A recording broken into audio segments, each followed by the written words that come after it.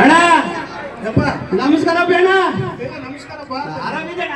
ಏಪ್ಪ ಆರಾಮಿಲ್ಲಪ್ಪ, ದಯದಿಂದ ಆರಾಮಿಲ್ಲಪ್ಪ. ಹೌದಣ್ಣ, ಸ್ವಲ್ಪ ಕೆಲಸ ಬಿತ್ತು, ಅದಕ್ಕೆ ನಿನ್ನಲ್ಲಿ ಬಂದಪ್ಪ.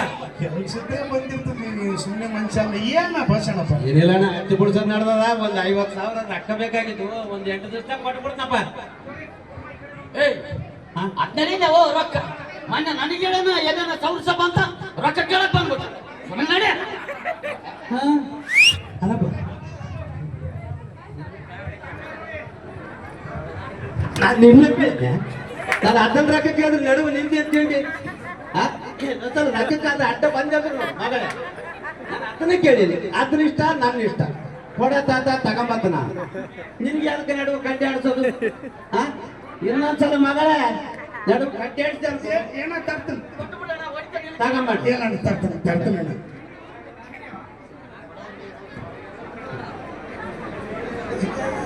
ತಗೋಣ ಜನ 2 ದಿವಸ ಮುಟ್ಟಿಸ್ನಪ್ಪ. ಯಪ್ಪ, ನೀನು ದೊಡ್ಡ ಉಪಕಾರ ಆಯ್ತಪ್ಪ. ಆದ ಕೊಡ್ತೇನೆ. ಅಲ್ಲ, ತಗೊಂಬತ್ತ ನಾನು ಕೊಡತ್ತ ನೀನು ಇದು ದೌಡ್ದು ನಡುವೆ ಹಿಂಗೆ ಮಾಡು, ನಡುವೆ ಗೊತ್ತು. 2 ದಿವಸ ಮುಟ್ಟಿಸ್ನಾಣ, ದೊಡ್ಡ ಉಪಕಾರ ಆಯ್ತು.